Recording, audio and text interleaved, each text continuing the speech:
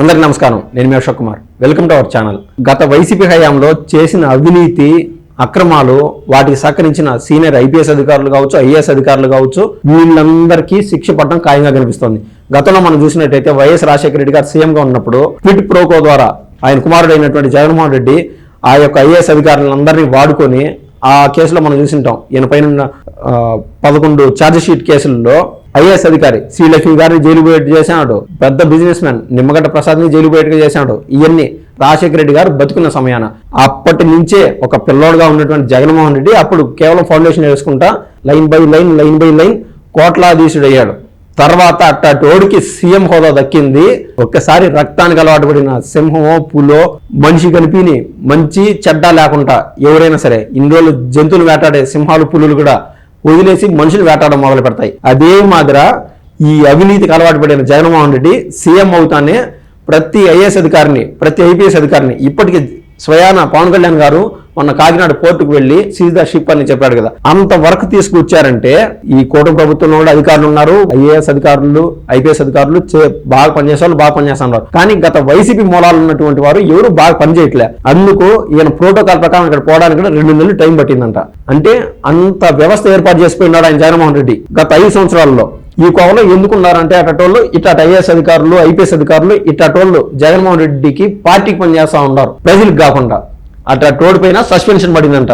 ఈయన పేరు సంజయ్ అనే పేరు మనం వింటానే ఉన్నాం. ఆయన వ్యవహారం ఏందో ఒకసారి చూద్దాం. ఐపీఎస్ అధికారి సంజయ్ సస్పెన్షన్. అగ్నిమాపక డీజీ సిఐడి చీఫ్ హోదాల్లో అక్రమాలు. సిఐడి చీఫ్ గా పనిచేశాడు సంజయ్. ఆఖరికి త్రిపులార్ గారి కేసు, ప్రస్తుత డిప్యూటీ స్పీకర్ గా ఉన్నటువంటి త్రిపులార్ రఘురామకృష్ణరాజు గారి కేసులో కూడా ఈయన పేరే, ఈయన పొన్నవలస సుధాకరు, ఇంకొక ఆయన ఒక 90 కేజీలు ఉంటాడంటే ఈ మధ్య అరెస్ట్ అయినాడు.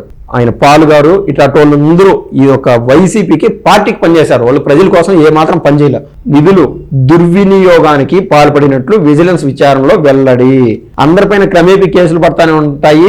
డిఫాల్ట్ గా ఈ 5 ఏళ్ళు అదే జరుగుతుంది. ఎందుకంటే ఈ 5 ఏళ్ళ సమయం కూడా సరిపోదు వాళ్ళు చేసిన అవినీతిని బయట పెట్టడానికి, సమయమే సరిపోదు. ఆ నివేదిక ఆధారంగా చర్యలు తీసుకున్న ప్రభుత్వం.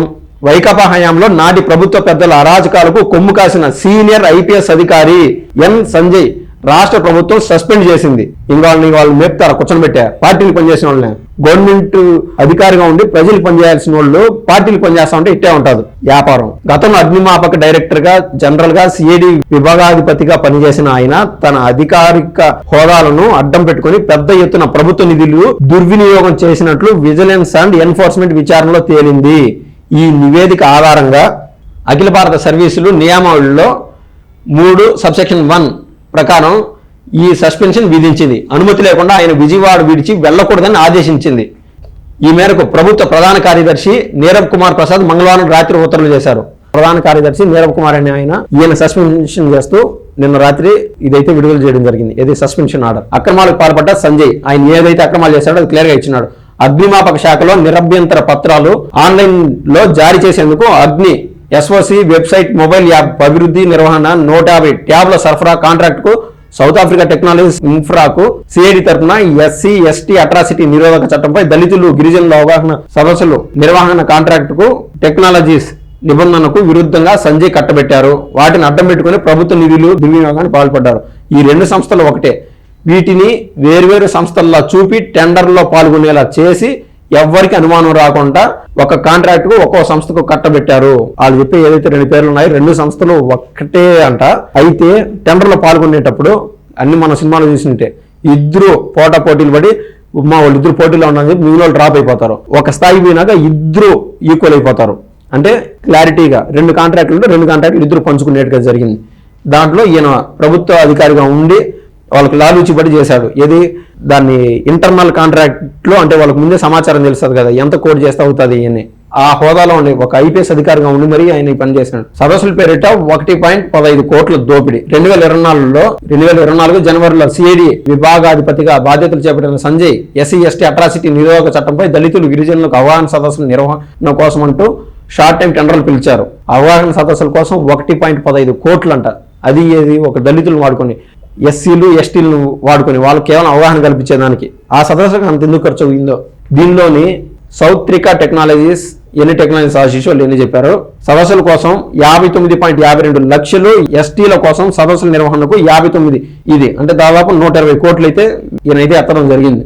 120 కోట్లు అంటే దాదాపు 1,20,00,000 అయితే ఎత్తడం జరిగింది. అంటే మన క్లియర్గా చెప్తున్నారు 1,19,00,000 అయితే చెల్లించేశారు అని. వసూలు చేయకుండానే వారంలో 59.93 లక్షలు చెల్లింపు, అది ఏ విధంగా చేశాడనేది ఇక్కడ చెప్పారు. సంజయ్ ఈ ఏడాది జనవరిలో అగ్ని SOS వెబ్సైట్ మొబైల్ యాప్లో అభివృద్ధి నిర్వహణ టెండర్లు పిలిచారు. బిడ్లు సమర్పించేందుకు 3 సంస్థలకి అవకాశం కల్పించారు. ఆ బిడ్లు సమర్పించేదానికి కొన్ని వందల సంస్థలు, 10 సంస్థలు అనేది టెండర్లో పాల్గొంటాయి. కేవలం 3 సంస్థలనే పిలిచాడంట. అది లాలూచిలో ప్రధానమైన అంశం. సౌత్రిక టెక్నాలజీస్, క్రిత్వా టెక్నాలజీస్తో పాటు మరో సంస్థకు, ఆ మరో సంస్థ అనేది నామకే వాస్తే అదిగా వెళ్ళి ఉంటుంది. ఈ టెండర్లో పాల్గొంది.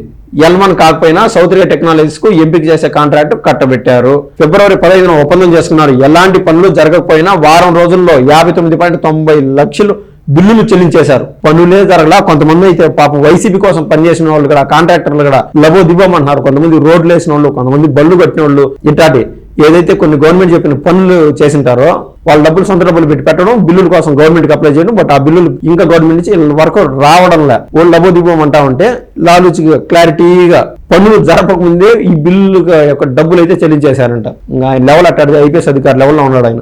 ఇది దీనికి సంబంధించిన మొత్తం ఈ యొక్క వివరణ అయితే ఇచ్చారు CID అధికారి సంజయ్ గురించి. ఇలాంటి వాళ్ళు తొవ్వే కొద్దీ కొల్లల మంది వస్తానే ఉంటారు. ప్రభుత్వం అయితే ఏదైతే జగన్మోహన్ రెడ్డి గారు 1750 కోట్లు లంచం తీసుకున్న కేసు అట్టా వదిలేశారంటే దాని పాటుకు అది చాప కింద నీరు లాగపోతా ఉంటుంది. అసలు ఆ బోరుగట్ట ఏడబడుకొని నిద్రపోతున్నాడు ఏసీల్లో, అది కూడా గమనించుకోండి. ఆ ఫ్రిడ్జ్లు అన్ని తెప్పించుంటారు ఆల్రెడీ. ఎందుకంటే మనం చూస్తానే ఉన్నాం, కొత్త వాళ్ళు పుట్టుకుంటూ వస్తున్నారు ఈ అవినీతిలో, ఏది తొవ్వే కొద్దీ ఆ గత జరిగిన 5 ఏళ్ల కాలంలో. కాబట్టి ఇతని పైన కూడా ఒక సీరియస్ కన్ను వేసి ప్రభుత్వం అయితే దృష్టి సారించాలని నేనైతే ఆశిస్తున్నాను. మరో వార్తతో మరోసారి మీ ముందుకు వస్తాను. ధన్యవాదాలు.